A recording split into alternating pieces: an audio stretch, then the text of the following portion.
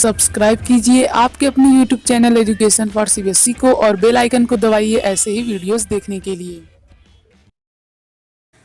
तो प्यारे बच्चों, अब हम लोग बात करेंगे किसके बारे में, टाइप ऑफ फार्मिंग। देखिए प्यारे बच्चों, जो फार्मिंग होती है वो दो टाइप की होती है, कॉमर्शियल फार्मिंग और सब्सिस्टेंस फार्मिंग। देखिए प्यारे बच्चों, अभी तक हमने क्या देख लिया, फिजिकल इनपुट और आउटपुट के बारे में देख लिया। ठीक, तो चलिए अब हम लोग इसे स्टार्ट करते हैं। देखिए ऐसी फार्मिंग प्यारे बच्चों, ऐसी फार्मिंग जो सिर्फ और सिर्फ अपने लिए की जा रही है ताकि हमारी फैमिली अच्छे से ग्रो हो सके, हम लोग अपना पेट भर सके, उसे क्या कहते हैं, उसे हम लोग कहते हैं सब्सिस्टेंस फार्मिंग।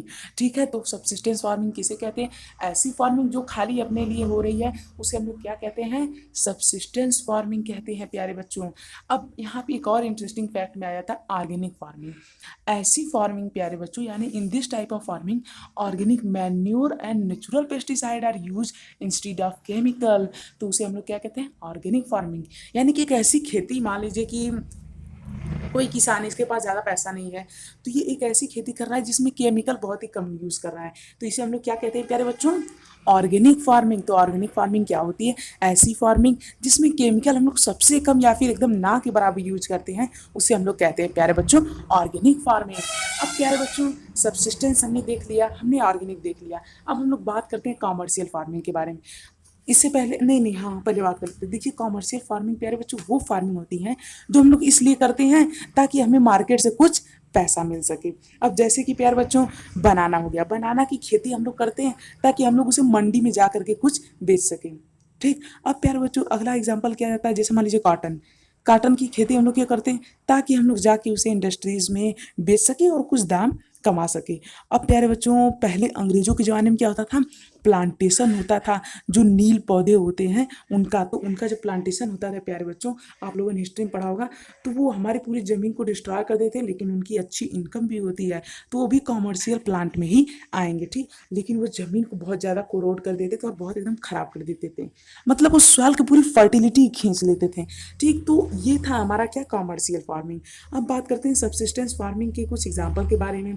जैसे कि प्यारे बच्चों मान लीजिए वेट, वेट हम लोग क्यों उगाते हैं, ताकि हम लोग अपने खा सके, अपने परिवार का चारा, मतलब अपने परिवार का पेट भर सके।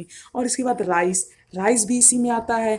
तो प्यारे बच्चों ये सब जितने, यानी रबी क्रॉप और खरीफ क्रॉप जितनी भी होती हैं, उसमें से लगभग 80% रबी और खरीफ क्रॉप क्या होती हैं, हमारे सेल्फ यूज के लिए ही होती हैं। और जो बची हुई होती हैं जैसे कॉटन वगैरह वगैरह, जिसका मैंने अभी अभी आपको एग्जाम्पल दिया, वो सब किस लिए होती हैं प्यारे बच्चों, कॉमर्शियल वैल्यू के लिए होती हैं। ठीक, तो इस प्रकार से प्यारे बच्चों एक जो किसान होता है वो अलग अलग टाइप की फार्मिंग करता है और अलग अलग चीज़ों का यूज करता है।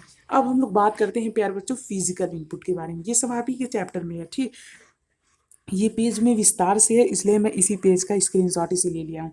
देखिए प्यारे बच्चों, यहाँ पे सनशाइन भी बहुत ही की रोल प्ले करती है, ये सब मैंने आपको बता दिया था। बताना है स्टोरेज, जब प्यारे बच्चों हम लोग ग्रेन को हार्वेस्ट कर लेते हैं या तो मशीन से या तो हाथ से, उसके बाद हमें स्टोरेज की ज़रूरत पड़ती है। उसके लिए या तो आप लेबर लगा लें या तो आप अपने से ही कर लें। जब हम लोग उसका स्टोरेज करते हैं तो उसमें हमें कई सारी चीज़ों का ध्यान रखना होता है, जैसे कि कहीं उसमें कोई पेस्ट ना आ जाए, इसीलिए वहाँ पे हम कुछ केमिकल्स रख देते हैं जिसकी जिसकी दुर्गंध से पेस्ट जो होते हैं वो वहाँ पे नहीं अटैक करते हैं। और हमें केमिकल की भी ज़रूरत होती है। मान लीजिए कोई खेत है जहाँ पे बहुत सारे वीड्स उग गए, तो वहाँ पे हम लोग क्या करते हैं प्यारे बच्चों, केमिकल्स का छिड़काव कर देते हैं और ये कम हो जाते हैं। तो इस वजह से भी हम लोगों का काफ़ी ज़्यादा इनपुट देना पड़ता है। मशीनरी, मशीनरी बहुत इंपॉर्टेंट है। देखिए प्यारे बच्चों, जो अमीर किसान होते हैं वो क्या करते हैं, उनका मान लीजिए बहुत बड़ा खेत है, जुतवाना है, ट्रैक्टर से जुतवा दिए। अब इसके बाद मान लीजिए इन्हें सीड बोना है, तो सोविंग मशीन आती है, उसे ट्रैक्टर में लगा देते हैं, बस पूरे खेत भर में घुमा दिया, हो गया भाई इनका काम, और इस तरह से बुआ जाता है। अब यदि इन्हें इसकी जुताई करनी है, मतलब कि सॉरी, जब इन्हें इसकी हार्वेस्टिंग करनी है, हार्वेस्टर बुला देते हैं, बस इसके बाद फिर अपनी पूरी मशीन से उसे हार्वेस्ट करा लेते हैं, और इस तरह से उनके खेत में जो जो अनाज उन्हें मिलता है वो उसे क्या कर लेते हैं, अच्छी जगह स्टोर कर लेते हैं, तो उन्हें काफ़ी कम मेहनत पड़ती है। तो इसी प्रकार से प्यारे बच्चों हमें जो फार्मिंग है उसे इम्प्रूव करना चाहिए, एक अच्छी टेक्नोलॉजी से करना चाहिए। क्यों, सोचिए एक आदमी है जो बहुत अच्छे अच्छे फर्टिलाइजर यूज कर रहा है यूएसए में, और एक इंडिया का आदमी है जो कि फर्टिलाइजर नहीं यूज कर पा रहा है, तो किसकी खेती अच्छी होगी, जाहिर सी बात है उसकी अच्छी होगी जिसके पास ज़्यादा अच्छे फर्टिलाइजर हैं। क्यों, क्योंकि उससे अच्छे अच्छी से अच्छी वो प्रोडक्शन कर पाएगा। इसीलिए प्यारे बच्चों कहीं ना कहीं जो हमारी खेती होती है इसे इम्प्रूव करना भी बहुत ही ज़्यादा इम्पॉर्टेंट है। तो मुझे उम्मीद है आप लोग इसके इम्पोर्टेंट के बारे में समझ में आ गया होगा। यदि आया है प्यारे बच्चों तो प्लीज़ हमारे चैनल को सब्सक्राइब कर दीजिए। सबसे कम समय में आपको यहीं पे पूरा एक्सप्लेनेशन मिलता है, तो सब्सक्राइब कर दीजिए। तो मुझे उम्मीद अब तक आप लोग कर दिए होंगे, यदि नहीं किए तो प्लीज़ कर दीजिए। और इसी के साथ साथ प्यारे बच्चों एक बार इस चैप्टर का अपने से भी रीडिंग जरूर कर लीजिएगा। ओहो sorry sorry sorry, slash and burn छूट रहा है। देखिए स्लैश एंड बर्न प्यारे बच्चों वो फार्मिंग होती है जो गांव में होती है, सॉरी जंगलों में होती है। जंगलों में क्या होता है, लोग पेड़ को काट देते हैं, वहाँ पे फार्मिंग कर देते हैं। और कई लोग तो यहाँ पे नोमैडिक फार्मिंग भी करते हैं, जैसे कि यहाँ पे फार्मिंग किया, फिर यहाँ फार्मिंग किया, फिर यहाँ फार्मिंग किया। तो ऐसे जंगलों में घूम घूम के जो लोग फार्मिंग करते हैं उन्हें स्लैश एंड बर्न और नोमैडिक फार्मिंग भी कहते हैं।